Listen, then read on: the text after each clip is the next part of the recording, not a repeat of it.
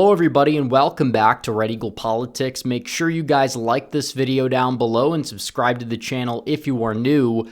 So Democrats are losing their key constituencies left and right, and we've seen this. The first Donald Trump run, Democrats got abysmal numbers with white working class voters, and in 2020, even though Democrats didn't bleed, much more, the trend is showing signs of continuing this cycle. But in 2020, we did see Democrats lose a significant share of Hispanic support.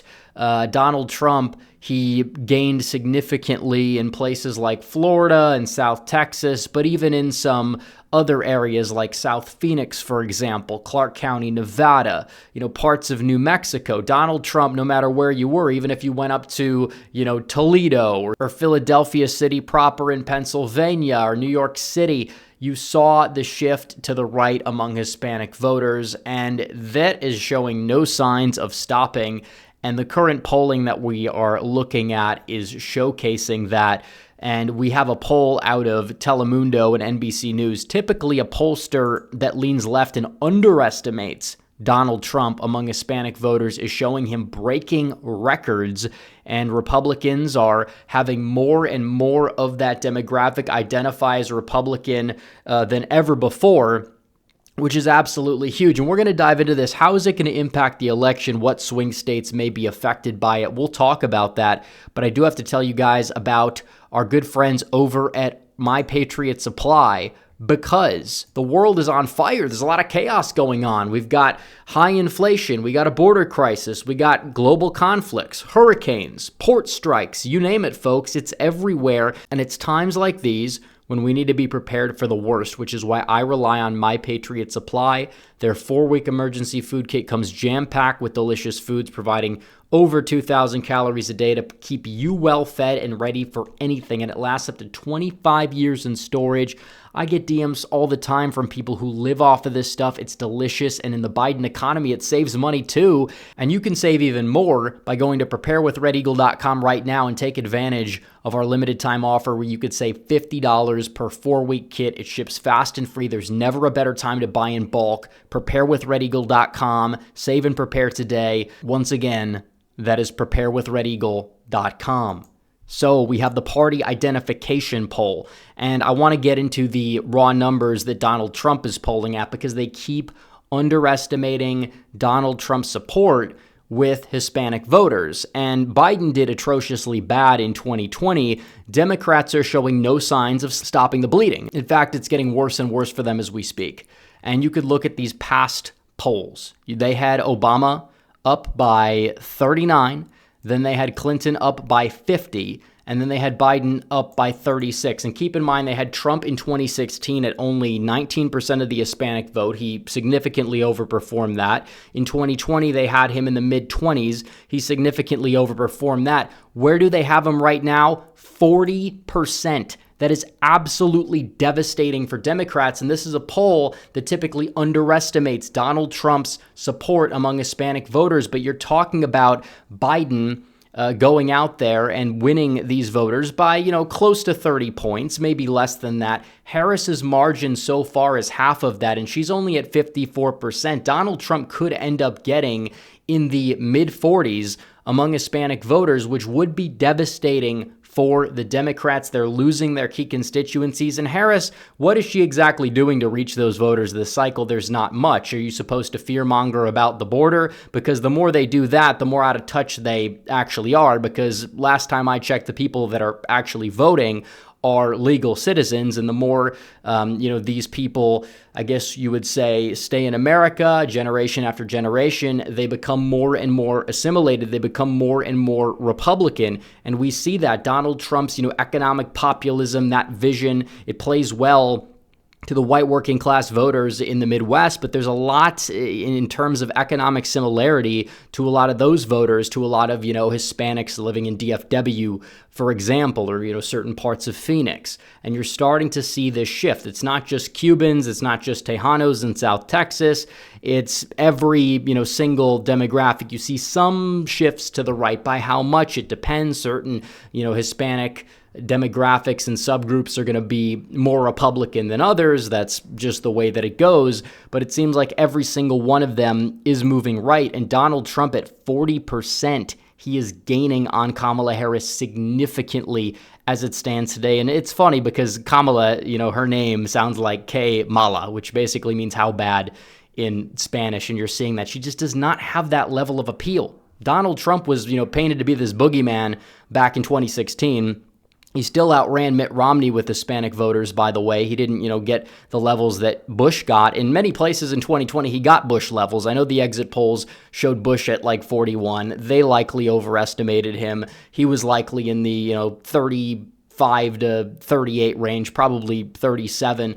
And Donald Trump last cycle probably got around 33, 34. This time he's likely going to outrun and outpace the level that Bush got, and it's significantly going to help Donald Trump. And let's just assume that no other demographics, change, and you put this in there, and Kamala Harris ends up winning the Hispanic vote. We could say 54 to 40. You could look at this here already. Arizona flips, Georgia, it moves there. North Carolina gets redder, Florida, Texas, they all get redder. And if Donald Trump happens to outrun this poll, let's say you give him the realistic amount of undecideds, you would, again, see his margins continue to be padded in certain places. And that absolutely is crucial and pivotal, because if Harris loses a little bit of the, white working class vote, just a little bit, which is anticipated, and Donald Trump gains over Joe Biden, which is anticipated, Donald Trump would go out there, he would flip Nevada, he would flip Wisconsin, he would flip Pennsylvania. It definitely all matters for sure. And that means you don't even change anything from the 2020 electorate, which was favorable to Democrats. You had, record high total black turnout. If that dips a little bit, there goes Michigan. Georgia becomes extraordinarily difficult. So it's a piece to the puzzle. It's not everything. You can't bank winning the election based off of, winning the Hispanic vote. But Trump isn't like wasting excess resources trying to pander to these people or compromise on immigration. He's very tough on immigration, and he's winning a record share of these voters in a poll that historically underestimates him with these voters. That's the takeaway here. That's the takeaway. And every, domino falling helps. You talk about parts of South Phoenix moving right by 10 points. That helps in Arizona. You talk about certain, parts of Gwinnett County moving right in these Hispanic areas. It helps in Georgia. The Puerto Ricans in Philadelphia helps in Pennsylvania.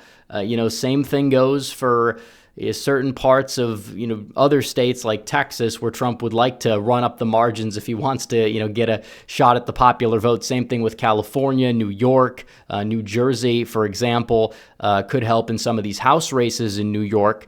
And overall, he's in a solid position. He's in a solid position with all demographics. And the one thing I have to say is, of course, turnout matters, and this is far from a done deal for sure. But what demographic is Donald Trump going to do worse with than 2020? I feel like he'll do better among white working class voters. I feel like he'll do better among black voters, among Hispanic voters, among all voters besides maybe white college educated women, which how much room does he really even have to fall in that demographic? That's another question. I'm not even sure what the answer is, but he already was underwater and underperforming with that demographic. It's not really a conservative demographic. In fact, much of Biden's term, when they would poll his approval, that was the only subgroup that had a positive, approval rating of him. And that is absolutely brutal for, the other demographics, because they represent more than, the 15% that's moving away from Republicans that, even then, how much is Donald Trump going to lose within that demographic? These are questions that we'll have answered in about a month. But the Hispanic vote moving to the right, it's crucial. You look at 2020, a lot of these shifts in South Texas, but you did see shifts in the white vote that probably didn't even vote for Trump in 2016. But you talk about the third parties, et cetera, consolidating behind Joe Biden. You saw a lot of shifts in like DFW, certain parts of the Houston metro. Problem for Democrats is that how much more support can they gain from whites in that region while Republicans, will continue to gain with Hispanics, you could see some of those blue arrows turn into red arrows pretty quickly. And the same thing goes for places like Maricopa County in Arizona, Clark County in Nevada, which already did move right. But although, like I said, it's a more working class county, and it was one of the only metro areas that saw a movement to the right in 2020.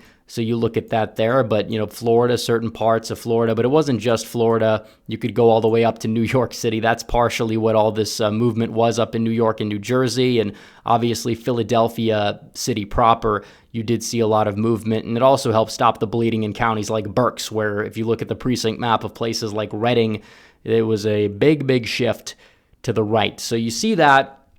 All around, Democrats are struggling with white working class voters. They're struggling with Hispanic voters. Black turnout is probably not going to be where it is, and Harris probably loses on net, despite her, trying to brand herself as this, oh, look, I'm the first black female nominee. Doesn't necessarily mean it's going to resonate. She's not Obama. Everybody knows it. And the raw ballot request data in North Carolina and Georgia should be a major warning sign for her on that front. But again, it's early. Everybody needs to get out and vote. We'll see what happens, guys. But anyways, make sure you like this video down below, comment down below, subscribe to the channel, hit the bell for notifications so you never miss another video. Follow me on social media. The links are all in the description down below, and I will see you guys in the next one. Red Eagle, out.